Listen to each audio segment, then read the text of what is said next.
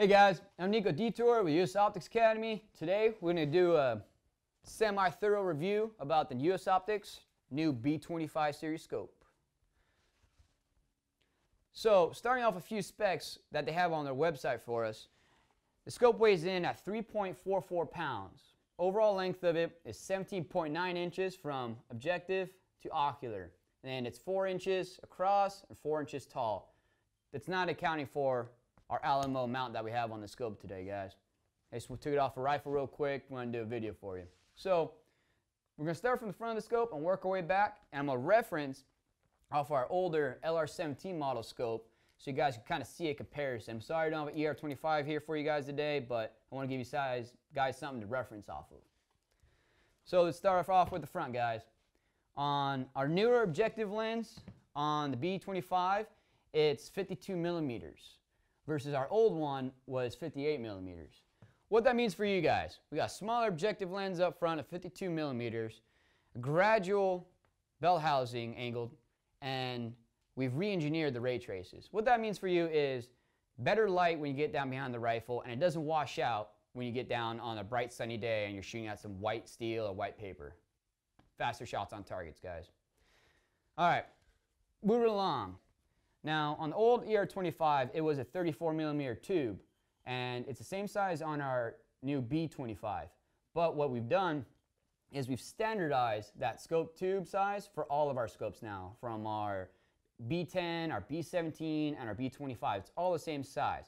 So what that means for you as the consumers is it standardizes our production and streamlines it. So what that means for you guys is we get the scopes built faster and to you at lower prices than before, instead of having to have multiple different parts on hand for all these different scopes. So it speeds things up and we get the scopes to you faster. Moving on, guys, we have our next thing on our scope here that's changed from the previous.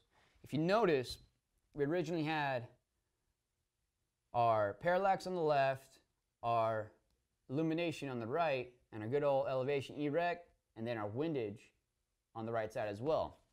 So if you guys take a look at that, you can see we've changed it. So before we had 4, now we have 3. And what we've done, we've actually incorporated the illumination and the parallax into one knob. On my scope, I have the old 3-button configuration because that's what I prefer. But for you guys, when you order your new B25s or B series scope, you'll find there'll be a single button on it. And what that does is it allows you just to tap one button on, one button to change for illumination, and you just cycle through all the way to brightness, to dimmer, and all the way back through. When you turn it off, you just hold the button down, go off, and then when you turn it back on, it'll start at your middle setting every time. Parallax knob, guys, we've given you a gradual increasing line for the parallax, starting with 100, going all the way out to infinity. So everyone's eye is a little different, so we're all going to adjust our diopter different, so our yard line adjustments for our parallax are all going to be different. So it's going to be shooter preference on that one. Moving on, guys, we got our windage knob. Now this is a huge change from our previous scopes. I'll go over to our old LR17, and you can see I have the USO #1 variant, which is a capped windage knob. I like this version for my old scope because when I go in the barricade, I shove it against something, there's always a chance of me bumping my windage or taking it in and out of case when I travel. It's just a pain in the butt. And you don't want to miss your shot because you bumped your windage. So this is cap version, USO 1. And we had another variant that was the USO #3 that was just an oversized windage knob that had no locking feature at all. So the chance of bumping windage was ever prevalent. So what we've done on the new B25, we've actually incorporated the two by giving you the oversized knob, give you good ergonomic grip on it, and we've created a locking platform. So right now it's in the lock position. It's all the way in, can't turn it at all. To unlock it, simply pull it straight out, dial for your windage, and then lock it back down. Pretty simple, guys. And as far as floating it, easy enough. You have 3 Allen key holes all the way around the turret. Simply loosen them up in the unlock position, float it back to 0, lock it back down, and tighten down your Allen keys. Pretty easy, guys. All right, let's go on to one of my favorite features on the new scope. It's going to be our new erect knob. Now there's lots of stuff going on here. I'll try and break it down simple, step by step for you guys. So starting off with, it has a dual detent system. So now when you do your adjustments, you have a firm, solid click per adjustment. It's pretty firm, guys. It's awesome. Next, we have a locking and unlocking turret. So what that means for you guys is right now in the down position, we can make our adjustments all the way through our elevation. And to lock your turret, you simply pull up on this ring down here, and now we are in the lock position and we can't make any adjustments. Moving on, we have also our toolless zero. What that means is we can float our turrets without having to use any tools. The other feature on this scope is we also have a true zero stop. I'll go through and show you guys how to set your zero and also adjust your zero stop once you get there. So let's go ahead and do that now. All right, guys, so we're down range, we're shooting. You know, we need to adjust our zero, come up 2 mils, 0.2, fine. Come up 0.2, all right. All you have to do is simply pull up on your locking ring, take your palm, break loose this top serrated ring. You guys see that little loose guy right there? Just break him loose a little bit. Go ahead, take your scope out of the lock position by pushing the ring down. Line him up, back at 0. All right, we're at 0. Relock him by pulling up on the ring. Take your palm, tighten him up snug. You guys don't need to crank the snot out of it. Just make it snug, and then push down on your ring. And that's how you float your turret on the new B25 series.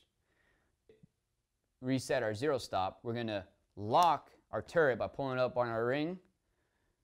Take our appropriate size screwdriver and simply just turn it clockwise until it goes firm. So it didn't move a whole lot because we only went up 2/10. So now it's firm. That's all I have to do. Simply unlock it, and now we have a true zero stop.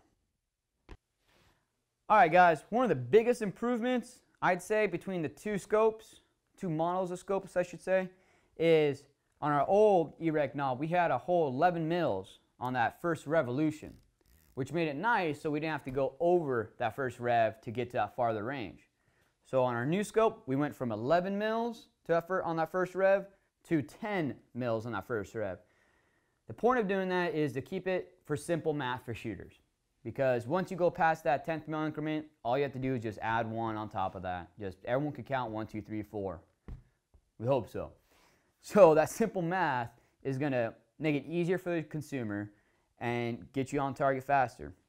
So if we look here, guys, as I dial up, another one of the features at our zero stop screw, it's also a revolution indicator screw. So as I dial up in elevation, you'll notice the screw starts to become flush. So for me, I'm about 10 mils, and the screw is now flush on top of the turret. And as I pass it and go way past our 10th mil, you guys can tell that screw has now popped up dramatically over the top of the turret, giving me that easy indication, hey, I need to bring that thing down a whole nother revolution before I go and try and dial for my 200-yard shot. Easy as that, guys. Show you guys, just dial all the way back down, and when in doubt, you can always crank it back down to our zero stop that we've installed for you guys to make sure you're all the way flushed out. Just like that, guys, our screw resides back inside, and we're back at 0. All right, guys, moving on back, we have our magnification ring on our B25 against our old LR17 magnification ring. If you guys notice, we've made it more ergonomic. We've increased the knurling a little bit, give you a little bit more grip. We've also given you grooves to grab onto as you turn your magnification. So, same old magnification, 5 to 25, smooth transition, well-made part for us, guys.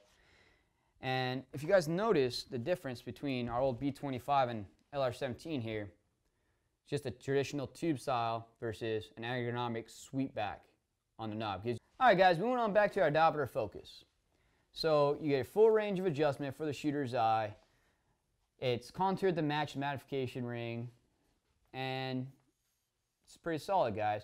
A little pro tip for you guys, I like to do is take a paint pen and I'll just draw a line once the diopter's set for my eye and, you know, for my magnification. I set a little paint pen mark right across the top So anytime I lend a rifle out to a friend or a scope and he has to adjust it for his eye, I could get it back and I can always quickly line up my lines and it'll be close enough for my eye to go on and hit my targets. Going back to your ocular lens, guys, it's a 35mm lens for your ocular. Still same great quality US Optics glass. And that's about all we got on our new scope, guys. Go through the pricing for you. So right now you can go to our website or call us up and pre-order your new scope for $500 right now on our website or a phone call. The current MSRP for our standard models, I should say, is going to be $3,249. And for other variants, if you want to have a Horus variant, the Horus Vision variant, it's going to increase your price about $300. So you're looking more about $3,549 for a Horus version. Our estimated ship dates are looking about February 2017 to get your new scope. So we have a full line of scopes available from our our B series, B10, our B17, and our B25 to choose from. So go ahead and check those out and see which one suits your needs, whether you're shooting your ARs, your bolt guns, whatever it is, guys. We got one to fit for you. Comments for you? It's just a leaner, sleeker, sexier looking scope compared to the old line. And I gotta say, I'm excited to go out and shoot the snot out of this because it's gonna be a good scope for our competition season. Again, guys, I'm Nico Detour. Check me out on Instagram at Nico_Detour. All the info for the scope specs can be found in the link below. Again, special thanks to US Optics for allowing us this opportunity to review their new scope. And thanks again to our special cameraman, Joey T. Lee. He's got a full website, does great cam work. Go ahead and check him out on his website. It'll be in the description below. Thanks for watching, guys.